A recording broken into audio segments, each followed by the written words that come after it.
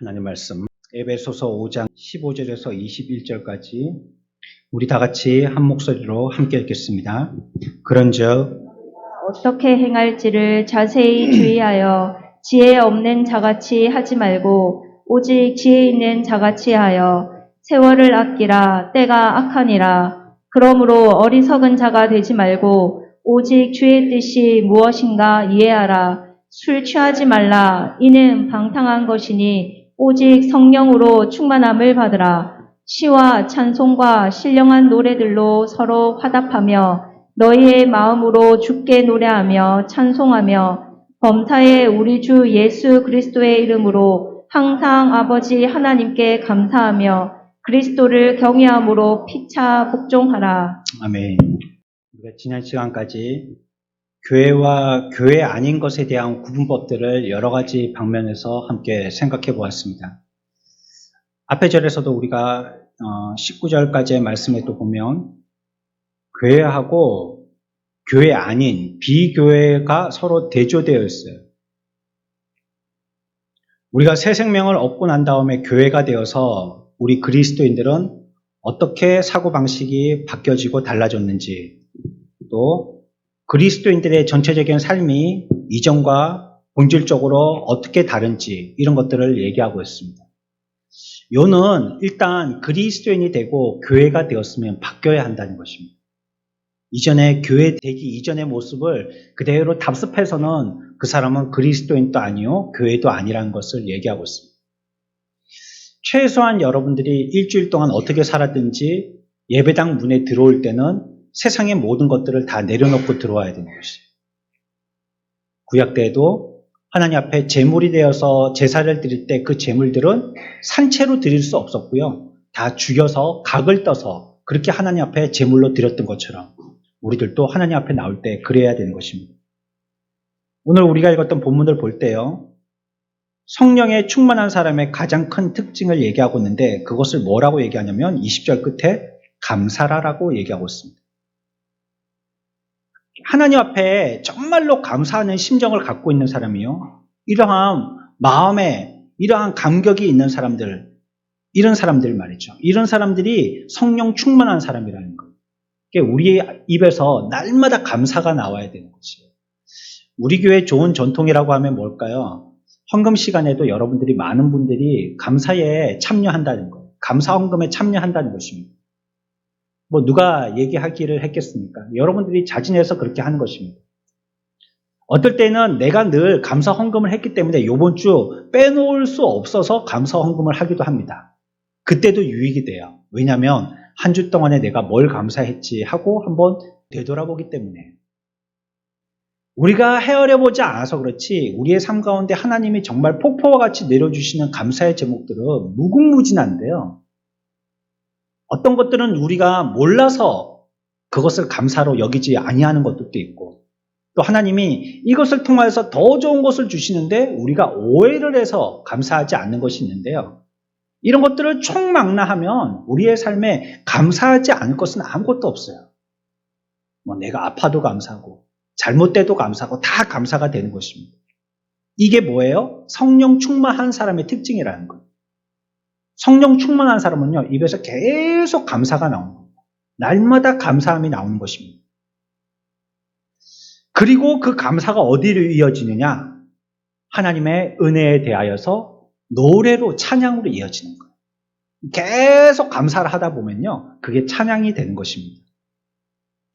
이런 것들이 성령이 역사하실 때 나타나는 필연적인 열매들입니다.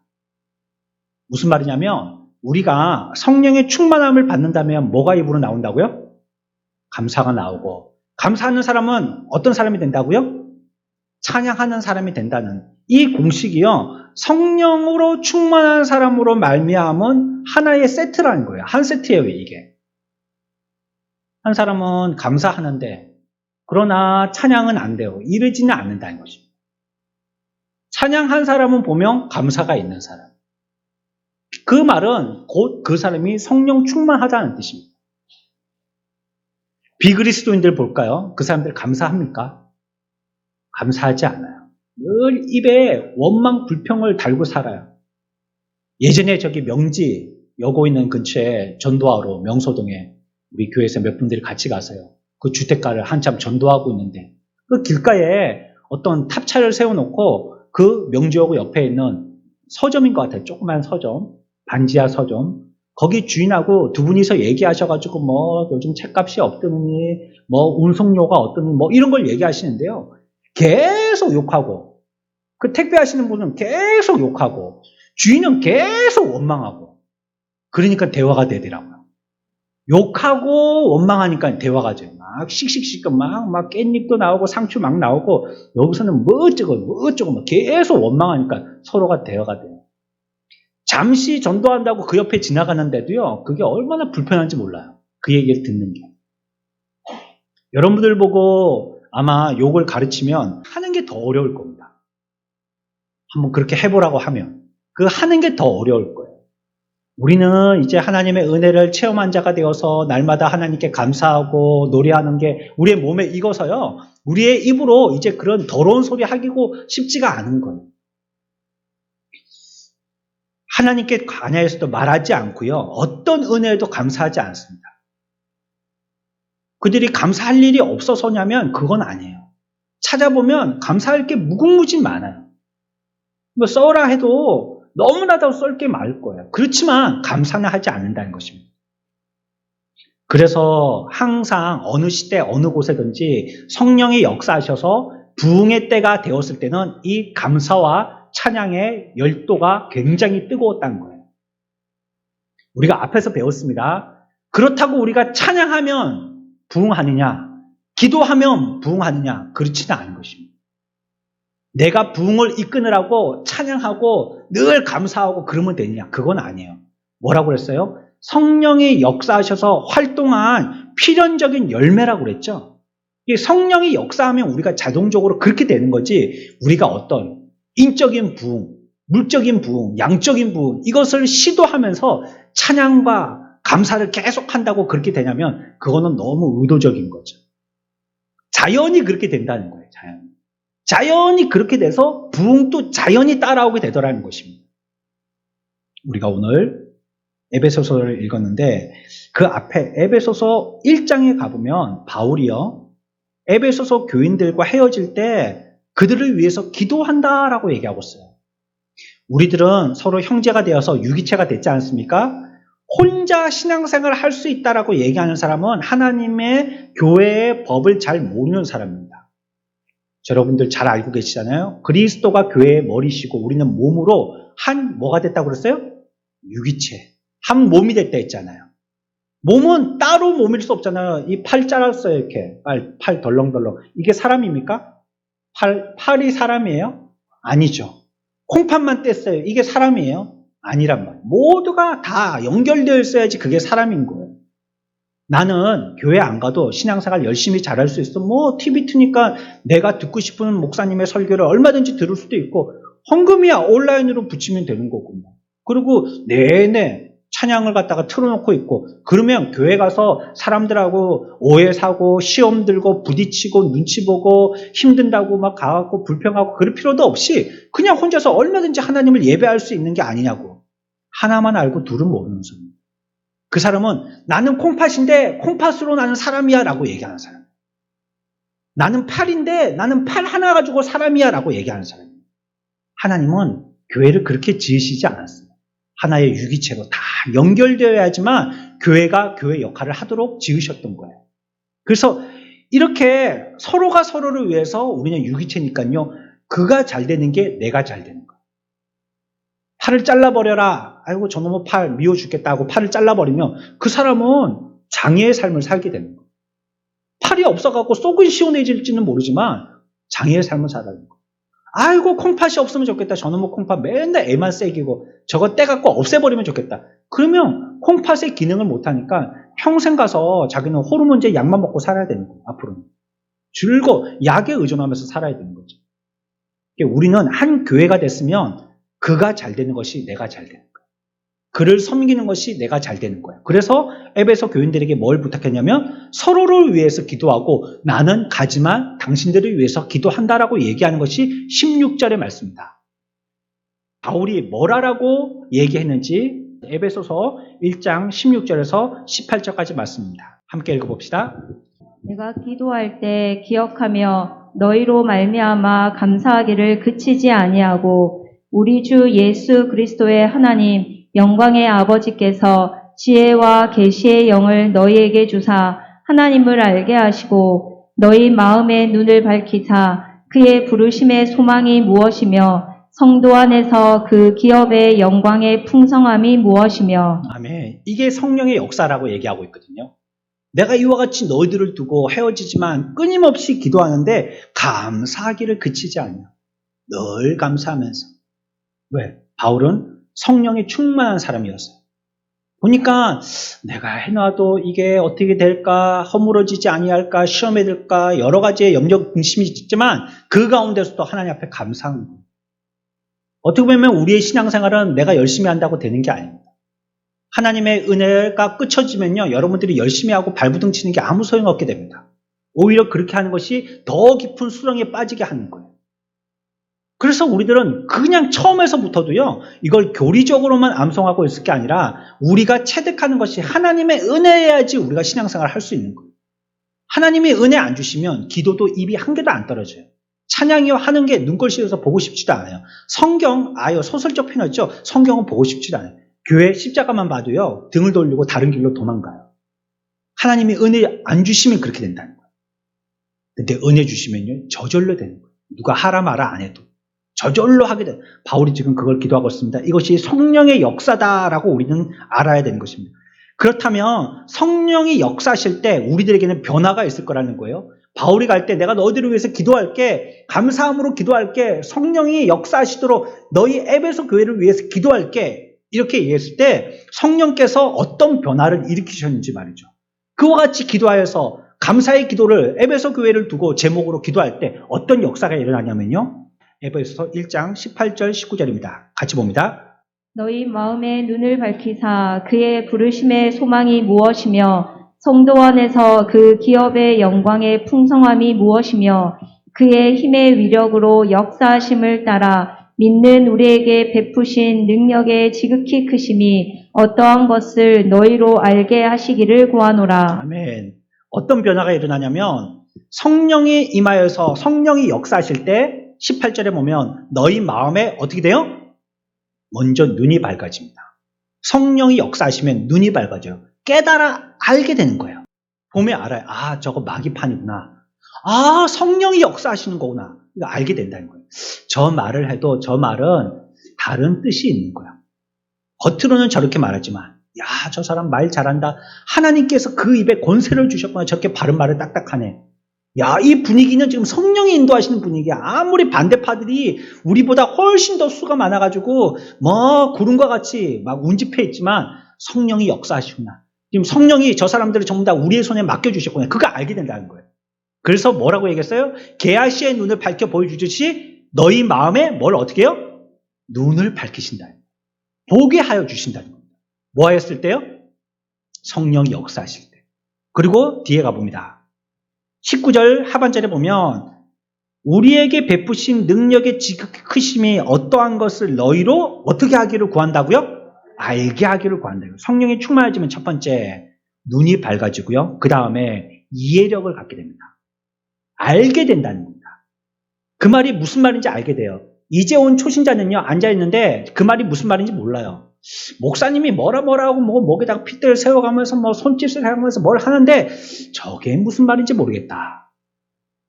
그런데 이제 우리가 성령에 감화감동되어서 오늘처럼 이렇게 우리가 찬송 부르고 마음이 열려지고 하나님의 은혜 주시고 그러면 각설탕을 갖다가 뜨거운 커피에다가 녹듯이 우리의 심정이 녹아질 때 그러면 그게 무슨 말인지 알게 돼요. 목사가 딱 쓸 때 알게 됩니다. 아, 무슨 말씀 하려고 하시는구나. 하나님이 오늘 우리들에게 복의 말씀을 하신 거예요. 우리가 알게 된다는 거예요. 그래서 이해할 수 있게 됩니다. 그 말이 무슨 말인지 이해할 수 있게 돼요. 어린아이가 앉아있어요. 그거 알게 됩니다. 성령이 그 아이들도 감화감동하시니까 알게 되는 것이에요. 하나님에 대해서 깨닫게 되어지고 또 그것이 나와 어떤 연관성이 있는지도 알게 되어집니다. 그러니까 전부 다 알게 되어지는 거예요.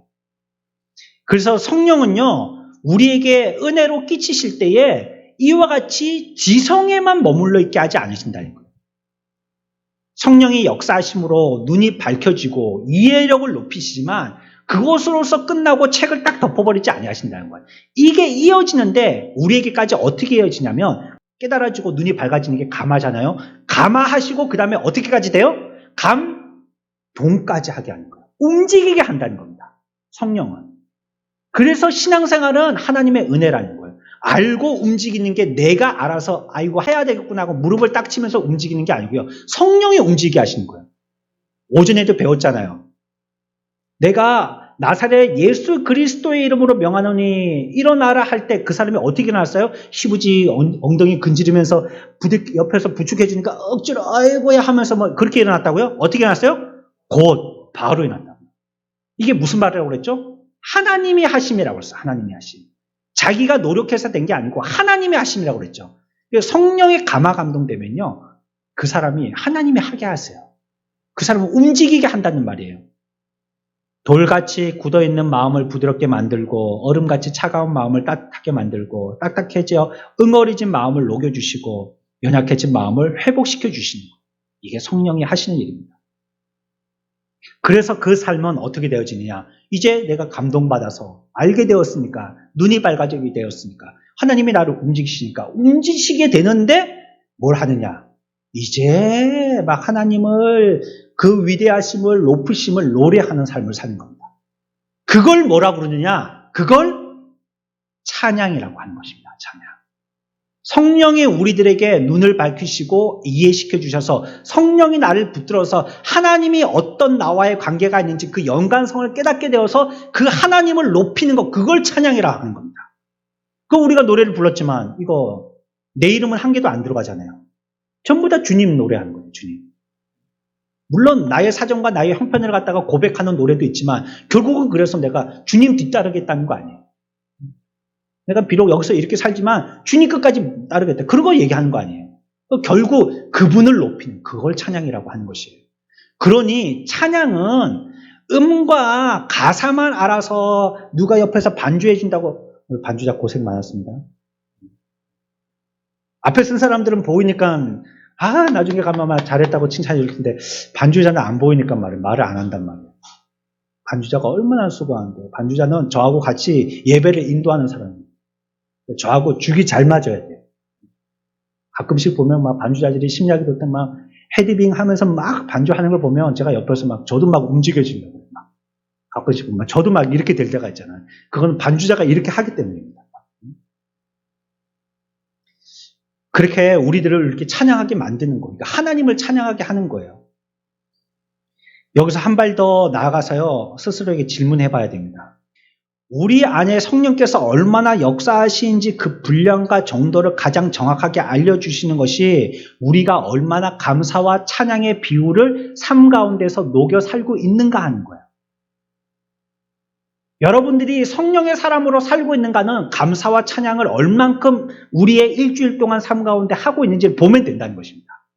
아무리 그 사람이 뭐 뜨겁다 차갑다 뭐 이런 말 저런 말이 많다 할지라도 그 사람 입에서 성령 충만하다 하면 뭐가 나와야 된다고요? 감사와 당연히 나와야 된다. 그건 정확한 겁니다.